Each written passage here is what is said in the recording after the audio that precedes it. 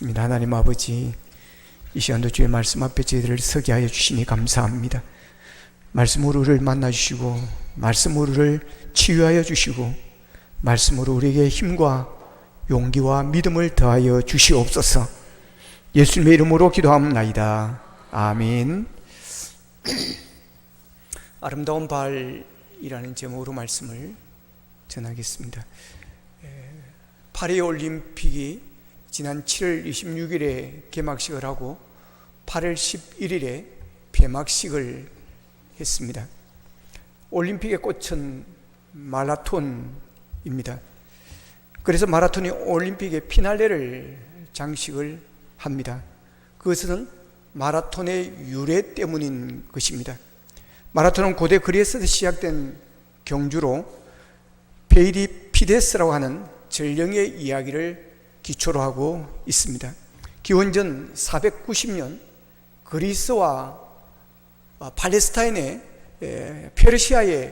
그리스와 페르시아의 마라톤이라는 곳에서 마라톤 평원에서 치열한 전투가 벌어졌습니다.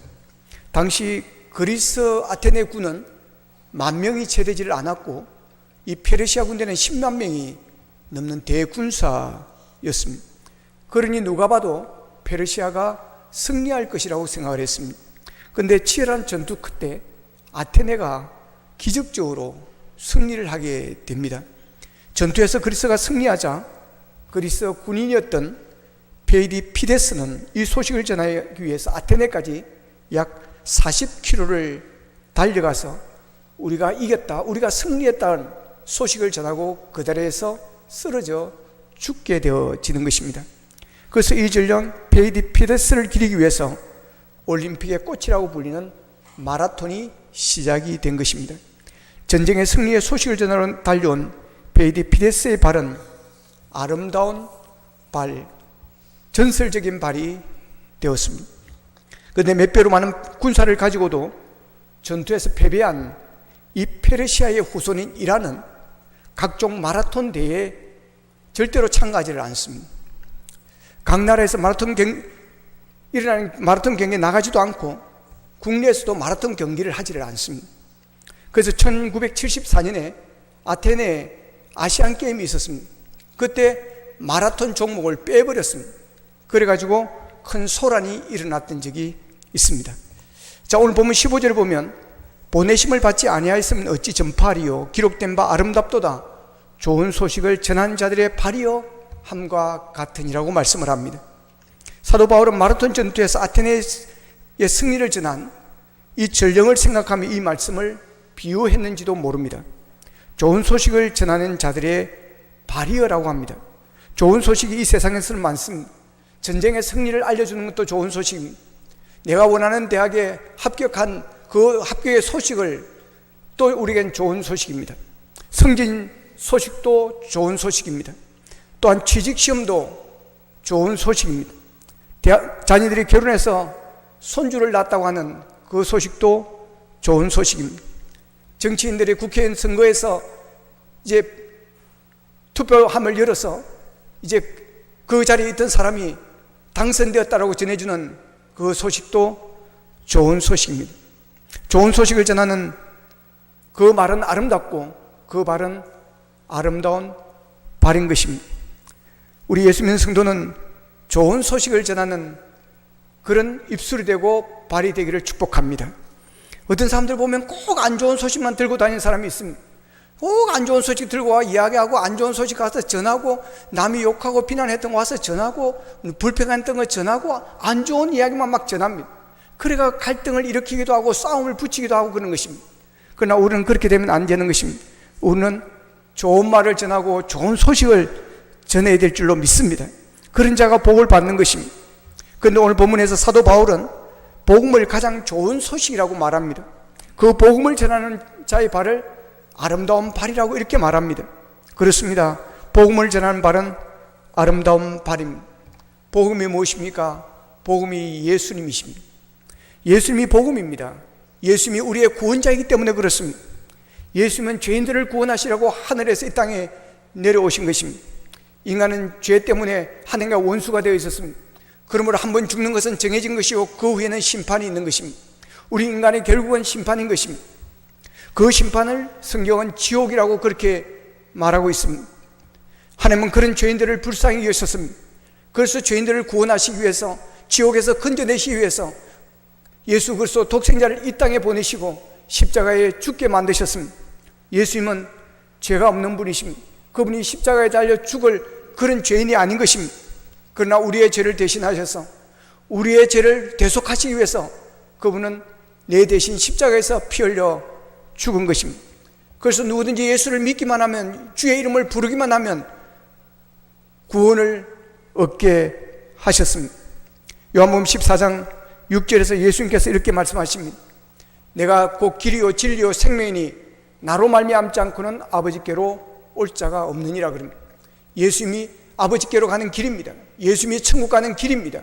예수님이 진리인 것입니다. 예수님이 생명인 것입니다. 그러기에 예수 그리스도 그분은 우리에게 복음인 것입니다. 예수가 없으면 우리는 구원받을 길이 없습니다. 예수가 없으면 우리에게 생명을 얻을 길이 없는 것입니다. 성경에서는 천하 만민에게 다른 사람에게 구원을 얻을 만한 다른 이름을 준 일이 없다라고 말씀하셨습니다. 그런데 구원자신 예수님을 모릅니다. 그래서 길이요 진리요 생명이신 예수님을 모르기 때문에 그들은 이 길이 맞는지 저 길이 맞는지 막 달려가는 것입니다. 하나님께서 우리를 불쌍히 주어 독생자를 이 땅에 보내시고 십자가에 죽게 하셨듯이 길을 몰라 방황하는 그들에게 우리는 예수 그리스도의 복음을 전해야 하는 것입니다. 그들을 불쌍히 여기는 마음을 우리가 가지고 있어야 하는 것입니다. 내가 예수 믿고 구원받아 새 생명을 얻고 하나님의 자녀가 됐다면 이제는 그것을 다른 사람에게 가서 전해야 하는 것입니다. 그래서 저들의 영혼을 살려나가는 것입니다. 복음 전파는, 선교는, 전도는 생명을 살리는 일인 줄로 믿습니다. 사도행전 3장에 보면 베드로와 요한이 성전으로 들어가다가 남에서부터 안전병이 된 자를 만나게 되어집니다. 그때 베드로가 가진 것은 없습니다. 돈도 없습니다. 물질도 없습니다. 그러나 그에게는 예수 이름의 권세가 있었습니다.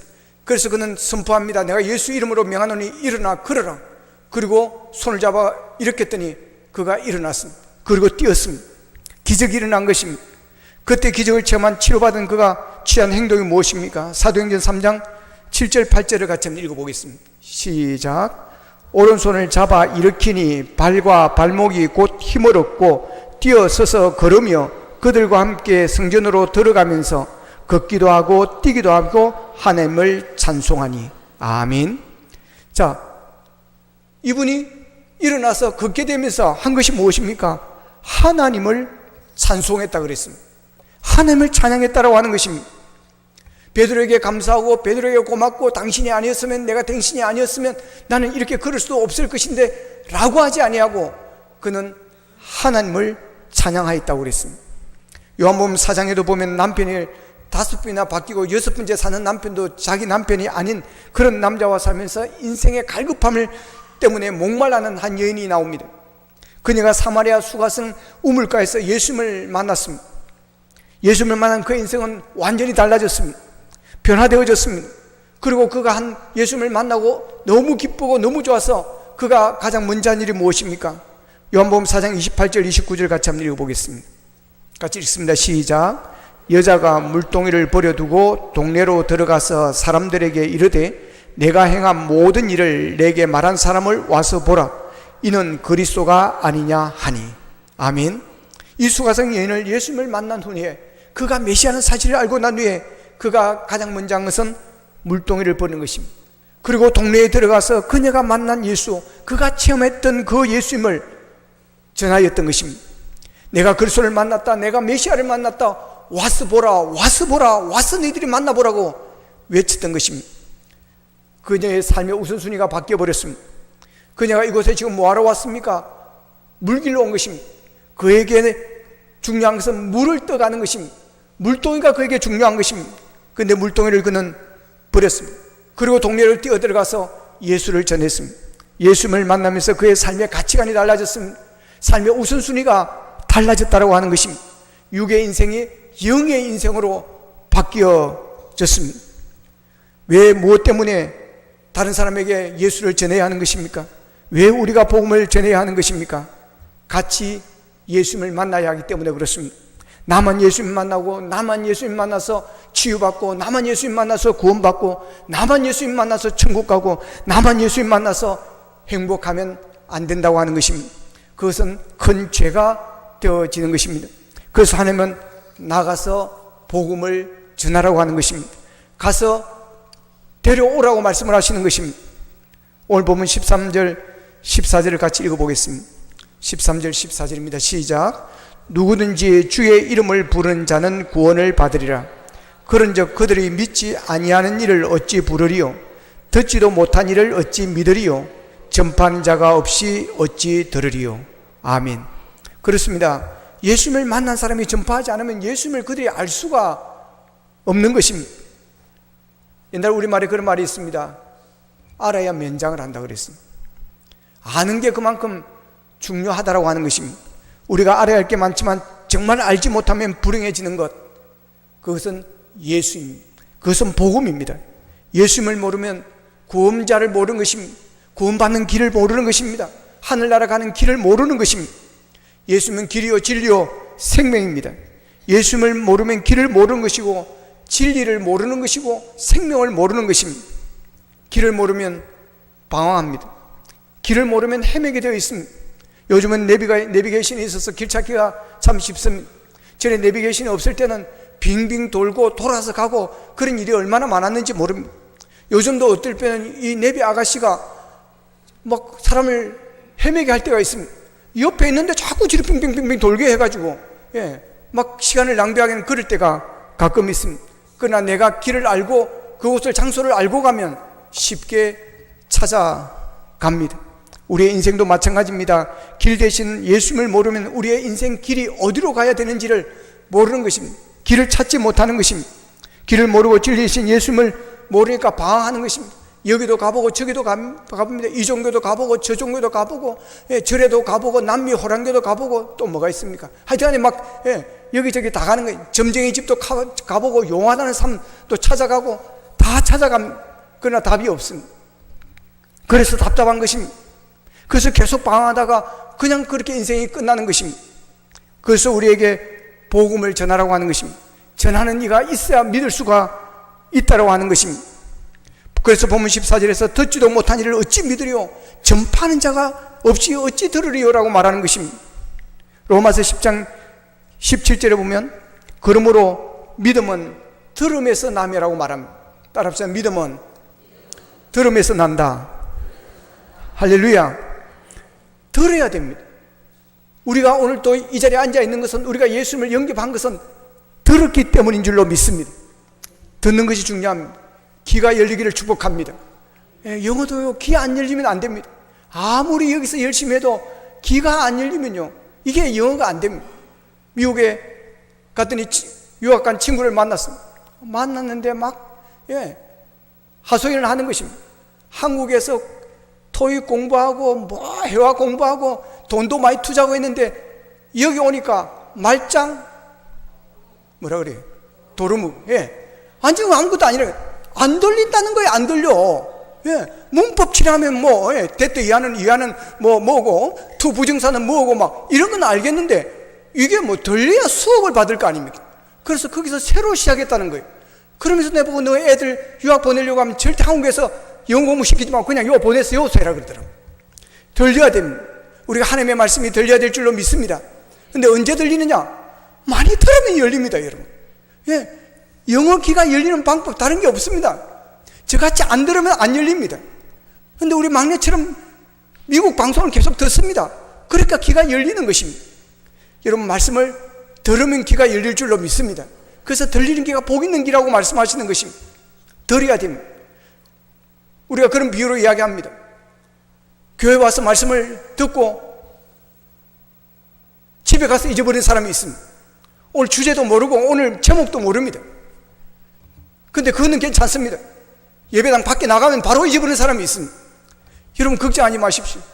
그래도 콩나물에 물을 주면 시루에 물이 내려가지만 그러나 콩나물은 쑥쑥 자라듯이 우리의 믿음은 자라는 줄로 믿으시기를 바랍니다. 믿음은 들음에서 납니다. 그래서 들어야 됩니다. 나는 교회를 뭐 지금 다녔는데도 내가 잘 모르겠다. 예수가 뭔지도 모르겠다. 막 믿음이 잘 안 생긴다. 걱정하지 마시기를 바랍니다. 여러분이 택한 자라면, 여러분이 하나님께서 예비된 자라면, 여러분 창세전에 여러분이 하나님께서 예정한 자라면 하나님께서 여러분에게 믿음을 주실 줄로 믿습니다. 여러분 들으면 됩니다. 듣고 또 들으면 됩니다. 그냥 교회 열심히 나오십시오.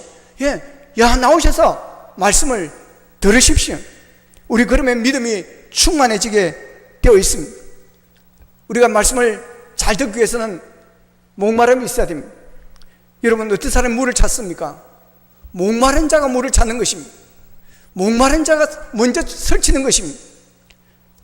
시편 42편 1절 2절을 같이 한번 읽어보겠습니다. 같이 읽습니다. 시작. 하나님이여 사슴이 시냇물을 찾기에 갈급함 같이 내 영혼이 주를 찾기에 갈급하나이다. 내 영혼이 하나님 곧 살아계시는 하나님을 갈망하나니 내가 어느 때에 나아가서 하나님의 얼굴을 배울까. 아멘. 목마른 사슴물이 시냇물을 찾듯이 갈급함이 있어야 된다고 하는 것입니다. 여러분 사슴이 목이 타서 죽을 지경입니다. 그러면 뭐 하겠습니까? 시냇물을 찾는 것입니다.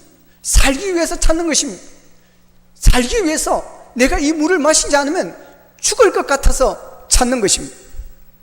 우리가 운동을 많이 하거나 무더운 여름철에 땀을 많이 흘리면 심한 갈증을 우리가 느끼게 됩니다.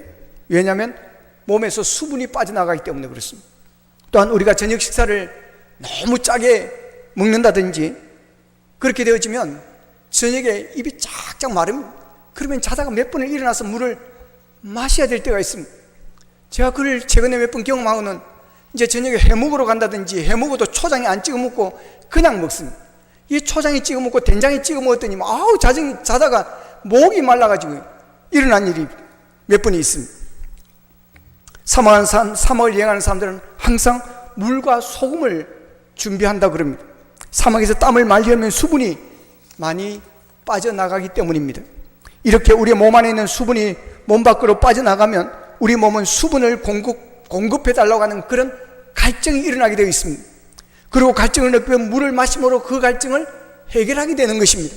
그런데 만일 더운 여름에 우리 몸에 수분이 땀으로 많이 빠져나가서 몸이 수분이 부족한데도 몸이 그걸 느끼지 못한다고 한다면 어떻게 되겠습니까? 그건 큰 병 중의 병입니다. 몸에 수분이 부족하면 갈증을 느껴야 되는 것이고 갈증을 느끼면 여러분 물을 공급해 줌으로써 몸을 정상화시키는 것입니다. 그렇지 않으면 쓰러지게 되어 있습니다. 우리의 몸만 갈증을 느끼는 것이 아닙니다. 우리의 영혼에도 영혼의 갈증이 있고 우리의 몸에도 마음의 갈증이 있는 것입니다.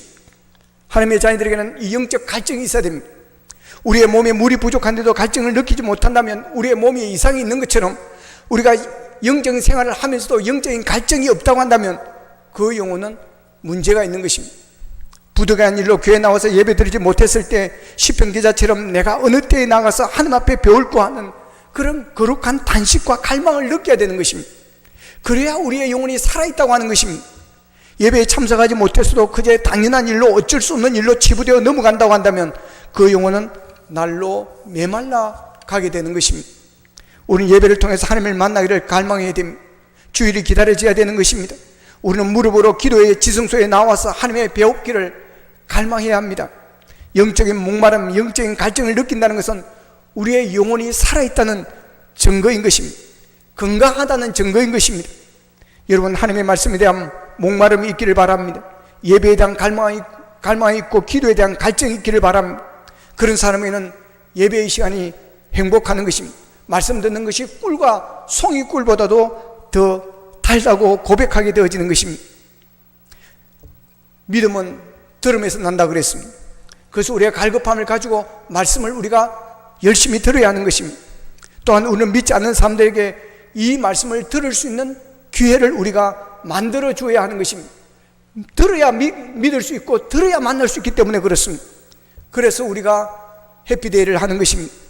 해피데이는 그들에게 말씀을 듣게 해주자고 하는 것입니다. 그들에게 예수를 믿을 수 있는 기회를 만들어 주자고 하는 것입니다. 그래서 보면 13절에 보면 누구든지 주의 이름을 부르는 자는 구원을 얻으리라고 했듯이 여러분 주님의 이름을 믿고 불러야 할 구원을 받는데 아무도 전해주지 않는다면 어떻게 그들이 구원을 받을 수 있겠습니까? 그러기에 구원의 역사는 하나님의 보내심을 받은 사람이 복음을 듣고 들고 가서 전해주는 것에서부터 시작이 되어지는 것입니다. 팔레스타인 땅에서 일어난 십자가의 사건, 인류를 구원하기 위해서 죄 없으신 예수님이 십자가에 못 박혀 죽으신 그 사건, 이 십자가 사건이 바로 복음입니다. 그 복음을 사도 바울이 소아시아에서 유럽으로 막 전했습니다. 그리고 그 복음이 영국으로 들어가게 되었고, 또한 메이플러를 타고 미국 힘들게 도착한 청교도들에 의해서 미국이 복음화되었습니다. 미국에 전해진 복음이 아펜셀레와 언더우드라는 젊은 선교사를 통해서 우리나라에 전해지게 되었습니다. 전하는 사람이 있었기 때문에 그 복음이 우리나라까지 들어왔고, 또한 전하는 사람이 있었기 때문에 그 복음이 오늘 여기까지 오게 된 줄로 믿습니다. 아무도 전해주지 않았다면 복음은 팔레스타인 그 조그만 땅에 사장되고 말았을 것입니다. 이제 우리가 받은 복음을 전해야 하는 것입니다. 우리 주위에는 복음을 들어야 할 사람들이 얼마나 많은지 모릅니다. 복음을 들어야 하는 사람에게 전하는 게 우리의 책임인 것입니다. 하나님께서 이곳에 교회를 세우신 것도 이 지역을 복음화시키라고 하는 사명을 주신 것입니다. 이 울산 땅을 복음화시키라는 사명을 주신 것입니다. 그래서 오늘 울산에 사는 사람이라면 한 분도 빠짐없이 최소 한 번씩은 교회에 나와서 말씀을 듣게 해야 하는 것입니다. 여러분이 그저 한 번만 교회 갑시다 하고 여러분들이 교회를 초대하면 됩니다. 복음을 들을 수 있는 기회를 여러분들이 만들어주면 됩니다. 우리가 전파하지 않으면 자연히 들을 기회가 없는 것입니다. 듣지도 못하는데 어떻게 믿을 수가 있겠습니까? 그래서 우리가 나가서 복음을 전하고 전도를 해서 주께로 데려오게 하는 것이 중요합니다. 우리가 전할 때 비로소 생명의 역사는 일어나게 되어지는 것입니다. 교회가 세상에 줄 수 있는 것이 무엇이겠습니까? 구제와 봉사입니까? 그렇습니다. 교회는 구제와 봉사를 해야 합니다. 우리도 그래서 우리가 이 동네에 쌀을 구청에 동사무소에 갖다 줘서 어려운 자들에게 나누라고 주기도 하고 하는 이유가 바로 여기에 있습니다. 우리는 그런 일을 해야 됩니다. 그러나 그것이 핵심적인 것은 아닙니다. 이런 것들은 교회가 안 해도 시민단체나 다른 사회단체나 다른 종교에서도 이런 것은 할 수 있는 것입니다. 교회만이 세상에 줄 수 있는 것은 오직 예수 그리스도의 복음입니다. 생명의 말씀입니다. 그들을 천국으로 인도하는 복음의 능력입니다. 십자가입니다. 아프리카 동부 지역에 선교사였던 빈센트 노도바는 기독교의 재발견이라는 책에서 그가 19년 동안 마사이족과 함께한 시간들에 대해서 그가 거기에 기록을 해놓고 있습니다. 이 노도반 선교사가 동부 아프리카에 도착했을 때 그것은 이미 기존 선교사들이 세운 학교와 병원, 기타 시설들이 많이 있었습니다. 그런데 이상하게도 교회나 크리스찬이 없는 것이었습니다. 나중에 알고 봤더니 선교사들이 학교 짓고 병원 짓고 하느라고 막 정신이 없이 지내다 보니까 자신들이 왜 이곳에 왔는가 처음 올 때의 목적을 상실해 버렸다고 하는 것입니다. 그래서 노도반 선교사는 곧바로 예수 그리스도의 십자가와 부활, 복음을 그들에게 전하였습니다. 병원을 하고 학교를 하면서 그곳에서 체포를 하면서 복음을 전하였습니다. 그랬더니 머지않아서 이 마사이족 전체에 큰 영적 부흥이 일어났습니다. 눈물로 회심하고 돌아오는 사람들이 많이 일어났습니다. 그런 어느 날 마사이족의 한 추장이 이 선교사를 찾아와서 통곡하며 이렇게 말합니다. 왜 그런 생명의 말씀을 이제야 전해주시는 것입니까?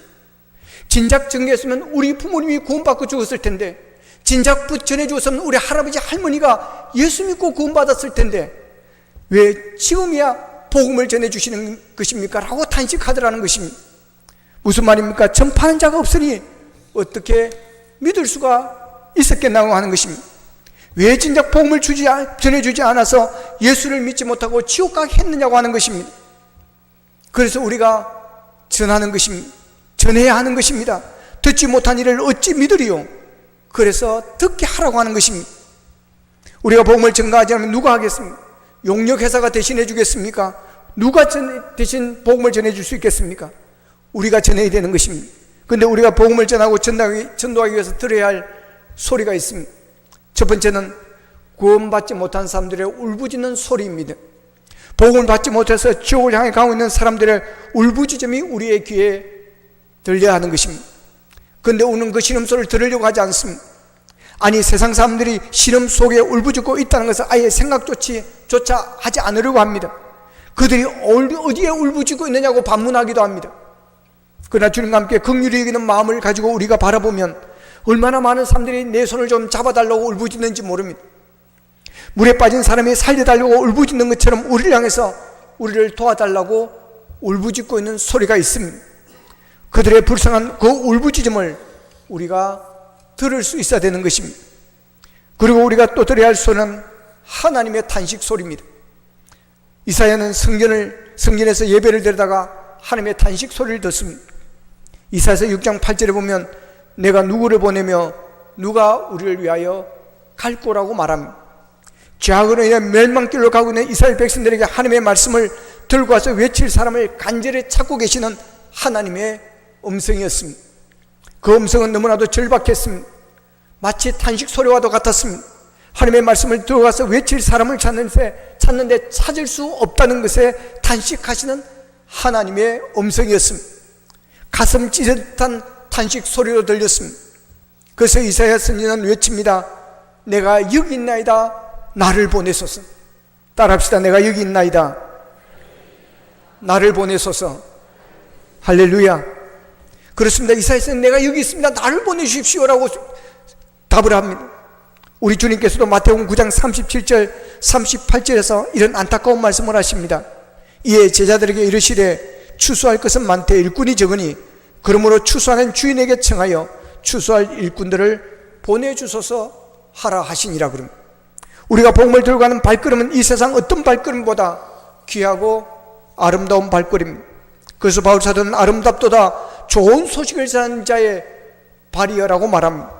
생명을 구원하기 위해서 복음을 들고 가는 사람의 발걸음보다 더 아름답고 더 귀한 발걸음이 어디에 있겠습니까? 우리 가운데 혹 이런 두려운 생각을 가진 분이 있을 수도 있습니다. 내가 가서 전한다고 무슨 능력이 나타나겠나? 아무리 전해도 받아들이지 않을 걸. 실제로 그렇습니다. 우리가 가서 복음을 전해도 전도해도 팔아지지 않는 사람이 얼마나 많은지 모릅니다. 문전박대를 당하기도 합니다. 어떤 때는 욕을 얻어먹기를 합니다. 때로는 복음을 전한 우리를 미친 사람 취급을 하고 광신자 취급을 하기도 합니다. 아무리 전해도 먹혀들지가 않습니다. 받아들이고 하지 않습니다. 특히 울산 지역은 전국에서 복음화율이 가장 낮은 제주도하고 울산이 가장 낮은 영적인 척박한 땅입니다. 그래서 영적 진정에 치열합니다. 그래서 전도하기가 더 어렵습니다. 그래도 우리는 해야 됩니다. 그래도 우리는 포기하면 안 됩니다. 이것이 우리의 사명이기 때문에 그렇습니다. 이것이 하나님의 주님의 명령이기 때문에 그렇습니다. 그래도 우리는 전해야 됩니다. 왜냐하면 이 땅에, 이 울산 땅에 하나님의 예비된 영혼들이 있기 때문에 그렇습니다. 또한 하나님의 마음은 저들을 구원하기 원하시기 때문에 그렇습니다. 우리는 단지 전하기만 하면 되는 것입니다. 열매를 맺는 것은 내가 하는 것이 아닌 것입니다. 그건 주님의 몫입니다. 그러기에 복음을 받아들이지 않는다고 불평할 것도 없고, 복음을 받아들이지 않는데 뭐하러 전하느냐고 거부할 이유도 없습니다. 단지 하나님의 명령에 따라서 우리는 입을 열어 전하기만 하면 됩니다. 우리가 복음을 전하지 않으면 전할 수 있는 사람이 아무도 없기 때문에 그렇습니다. 1787년 여름날 어느 날 영국의 한 젊은이가 구원을 받았습니다. 구원받은 게 너무 기뻐서 성경을 읽기 시작을 했습니다. 성경을 읽다가 복음을 전해야 한다는 사실을 깨닫고 선교적 책임을 느꼈습니다. 구두 수순공했던 이 젊은이는 세계 지도를 펼쳐놓고 이렇게 기도했습니다. 하나님, 아직도 한 번도 복음을 들어보지 못한 그곳, 이 지구상의 사람들에게 저를 보내시고 복음을 전하게 하옵소서. 그리고 선교사로 가기로 마음을 먹고 외국어를 배우며 준비를 하였습니다. 한 번은 목사님들의 모임에 찾아가서 목사님들, 제가 성경을 읽어보니까 주님의 지상명령이 선교였습니다. 가서 복음을 전하라고 했습니다 라고 강력하게 주장을 합니다. 그러자 그 자리에 참석하고 있던 영국의 유명한 신학계였던 리랜드 박사가 이렇게 말합니다. 젊은이 그냥 앉게. 하나님이 이방인들을 구원하신다면 자네가 없어도 얼마든지 하실 수가 있네. 그러니 그런 광신자 같은 소리는 그만하게. 그러면서 이 젊은이의 말을 가로막았습니다. 나중에 이분의 전기에 보면 그는 자리에 앉으면서 이렇게 중을 그렸다고 그럽니다. 그렇습니다, 박사님. 하나님은 박사님이나 제가 없어도 복음을 이방인들에게 전할 수가 있습니다. 그러나 우리가 믿기에 하나님은 박사님이나 저를 통해서 그 일이 일어나기를 원하고 계십니다라고 중을 그렸다고 합니다. 그는 얼마 후에 그의 선교의 열정에 함께 마음을 같이 한 소수의 사람들이 도움을 주어서 인도로 선교사로 파송을 받습니다. 그 젊은이가 바로 현대 선교의 문을 열었던 윌리엄 캐리라고 하는 분이십니다. 하나님은 나를 통해서 복음을 전파되기를 원하십니다. 내가 가기를 원하십니다. 멀리 해외로 가서 선교하지 못한다 할지라도 내 주위에 있는 복음을 들어야 할 사람들에게 찾아가서 복음을 전하기를 원하고 계십니다. 우리나라는 선교하기가 참 좋은 나라입니다. 이런 나라도 별로 없습니다. 우리 큰아들이 작년에 말레이시아에 청년들을 데리고 단기 선교를 갔습니다. 가서 공연도 하고 준비된 선물도 나눠주고, 그래서 동네 사람들이 와서 잔치가 벌어지고 너무 좋은 그런 이벤트였습니다. 그런데 그것을 누가 고발을 한 것입니다. 그랬더니 경찰들이 바로 나왔습니다. 더 이상 선교 활동을 할 수가 없었습니다. 그것으로 그렇게 많은 것을 준비해 갔지만 선교 활동을 중지할 수밖에 없었습니다. 그리고 한국으로 나와 있습니다. 그리고 그 말레이시아 선교하는 그 선교사님 부부도 추방되어서 한국에 나와서 다시 말레이시아에 들어가지 못하는 상황이 벌어지고 말았습니다.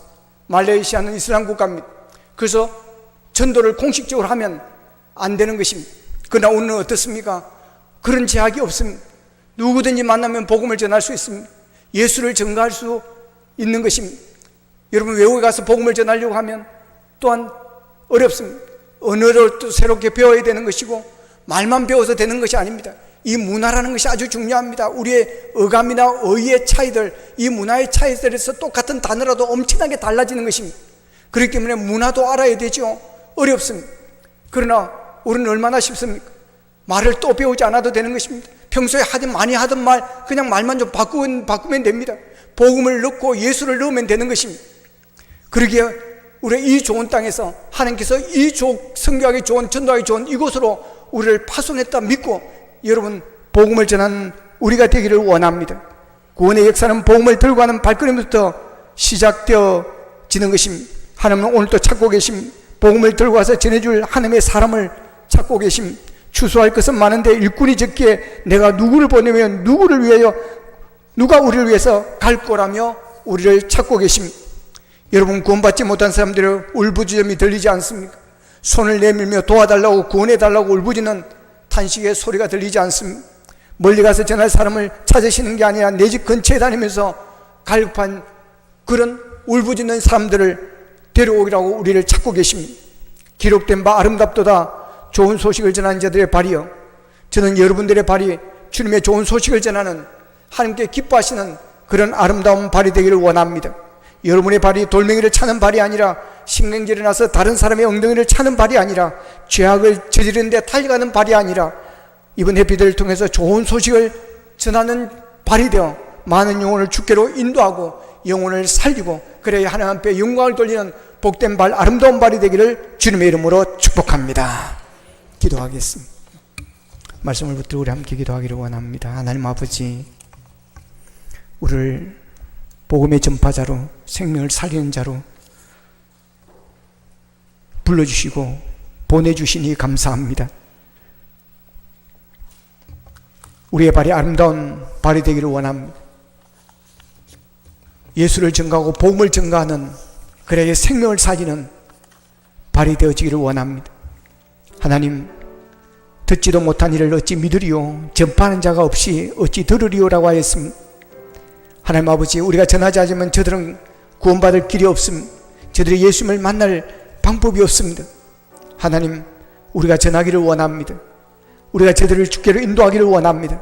그래야 저들이 말씀을 들을 수 있게 하여 주시고, 저들이 말씀을 듣고 주님을 만날 수 있는, 그래야 함께 구원받고 함께 축복받고 함께 하나님 나라에 갈 수 있도록 도와주시옵소서. 다같이 기도드리겠습니다. 사랑하신 아버지 하나님, 감사하고 감사합니다. 아버지 하나님, 우리를 불러주시고 우리를 주님의 제자로 삼아주시고 아버지 하나님의 일을 우리에게 맡기시니 감사합니다. 복음을 전하는 자로, 아버지 하나님여 예수 그리스도를 전가하는 자로 우리를 파송하여 주시니 감사합니다. 아버지의 주님이 길입니다. 진리요 생명이십니다. 길을 몰라 방황하고 진리를 몰라 방황하고 생명을 몰라 방황하는 저들에게 아버지 우리를 보내주시니 감사합니다. 주여, 내가 여기 있나이다. 나를 보내주셔서 우리를 통해서 영혼이 살아나기를 원합니다. 우리를 통해서 아버지 하나님이여 생명의 역사가 일어나기를 원합니다. 구원의 역사가 일어나기를 원합니다. 이번 해피데이를 축복하여 주셔서 아버지 하나님이여 많은 영혼이 말씀을 들을 수 있는 기회를 주셔서 저들의 영혼이 주께로 돌아오게 하여 주시옵소서.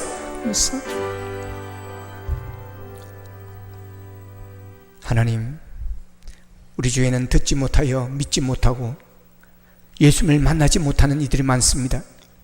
듣지도 못한 이를 어찌 믿으리요? 전파하는 자가 없이 어찌 들으리요? 라고 말씀하셨습니다. 하나님, 우리가 이제 나가 전하기를 원합니다. 예수 만난 구원받은 우리가 나가서 전하기를 원합니다. 그래야 함께 천국 가고 함께 복받게 하여 주시기를 원합니다. 이번 해피를 통해서 많은 영혼이 예수 그리스도의 복음을 들을 수 있게 하여 주시고 아버지 하며 복음을 통해서 그들의 영혼이 뒤집어지는 역사가 있게 도와 주시옵소서. 예수님의 이름으로 기도합나이다. 아멘.